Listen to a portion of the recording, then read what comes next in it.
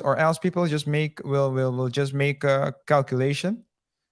They will just take the money, make it disappear, go do the time, and Free money, free money. yeah, and then they'd be like, I think this belongs to me. yeah.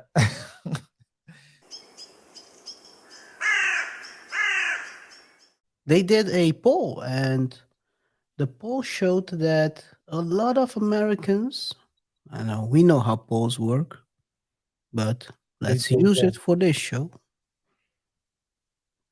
2/3 of the Americans say Bankman-Fried fraud free should be convicted for his action while leading FTX.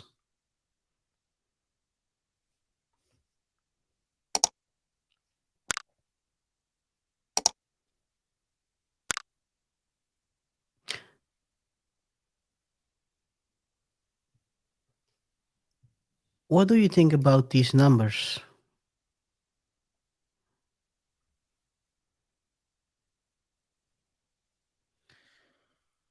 Well, first of all, it's surprising. So, okay, so my first thought is, so why would people say no? It could be because they believe that he's innocent. I doubt it. I think I interpret it as these people believe that the system will protect him, so that the system will not um, reach justice at the end of the day. So if you look, so that's what I believe. But this is just my interpretation. And yeah, a majority of people do seem to want him convicted. Uh, Surprising that independents are pretty 50-50 on both. So both, if we look at their answer with respect to the question, will he be convicted and should he be convicted? It's like, it's almost 50-50 with the independents. Yeah. So that's pretty remarkable to see. But yeah, other than that, I guess it's quite what you would expect, yeah. at least. So the question is, should he go to jail? And that question was also asked to Coffeezilla. Let's see what he thinks about this. Hope for? Do you hope that SBF goes to jail? That's the individual. And in terms of the investors and the customers, what do you hope happens? And what do you think are the possible things that can happen? So, yeah, I definitely think SBF should go to jail. For nothing else, for a semblance of justice, the facsimile of justice to occur for all the investors. I also think there are people probably several steps down the chain that probably knew, at least Caroline Ellison. You can have questions about sort of their, Dan Friedberg, who I'd love to talk about as well. There were a lot of people in that room who I think knew. I think we do so much of like the one guy is all to blame. Let's throw everything at him, when clearly this was a company-wide issue. So everyone who knew, I think, should face the same punishment, which I think should be jail for all of those people. In part to send a signal to anybody that tries this kind of stuff in the future.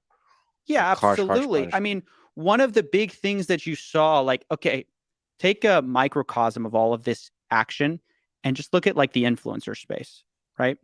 There's a ton of deals that were done that I've covered ad nauseum about influencer finds out they can make a lot of money selling a crypto coin.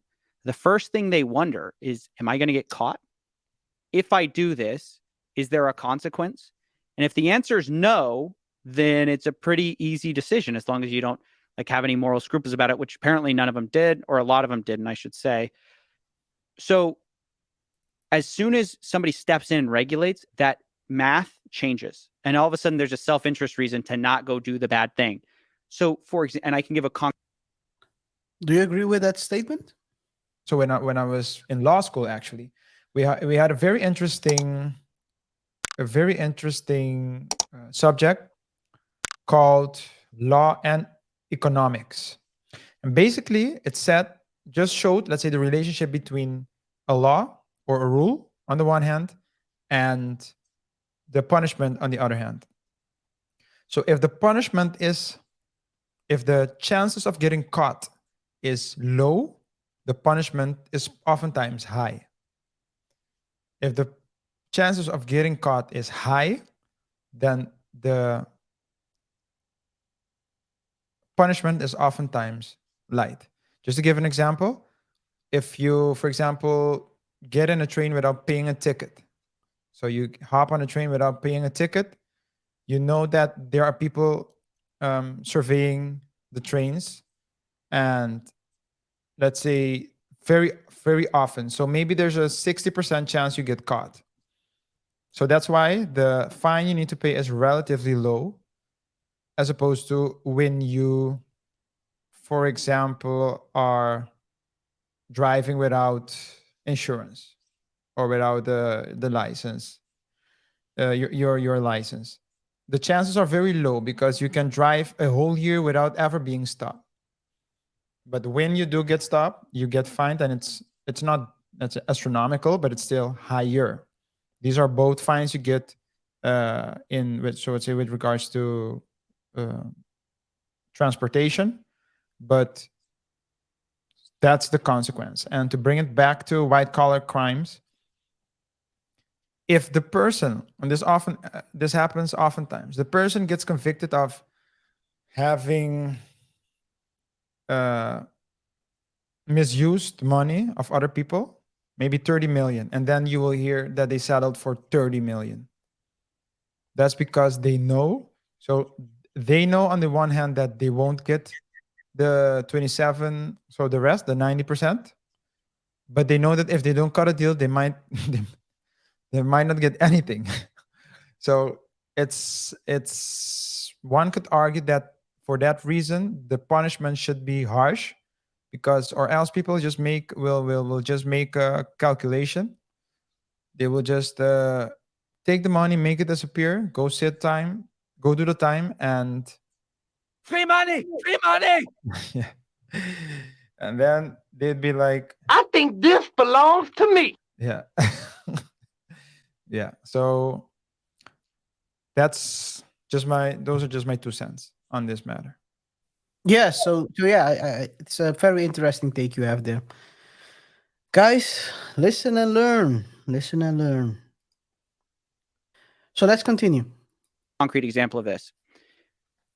There was a NFT, the first ever NFT sort of like official indictment, or the DOJ released this press release that they're charging these guys who ran a NFT project that they didn't follow through on their promises. They made all these promises, lied, and then ran away with the money. First ever consequence for anyone in the NFT space. That day that press release came out, I saw several NFT projects come back to life from the dead. Why? Because all those founders are freaking out, and they realized we scammed people. We have to go at least make it look like we're doing the right thing, right? Even just so that's on the optics side, but there's also tons of people who now go, oh, basically law enforcement is on the scene. We can't do the same thing. So there is a very pragmatic reason for this punishment. It's very much just because people work it into their math of, should I commit fraud? And the last several years have been very sort of, it's been like a little bit of a nihilistic landscape where no one was getting punished. Mm-hmm. And so there was this question of, you're almost an idiot if you didn't take the deals. So I think it's really important, extremely important, for kind of law enforcement to play a role, regulation to play a role, to make it harder to commit those crimes. And if you commit those crimes, there's actual real world punishment for it. Your point about like what's going to happen to the investors, I think that was kind of your question. Yeah, so I think he's right. You're right. He should go to jail for what he did. Yeah, and it's also good to mention that in these type of cases, the criminals in white collar crime cases are treated better than criminals that commit other let's say low level crimes.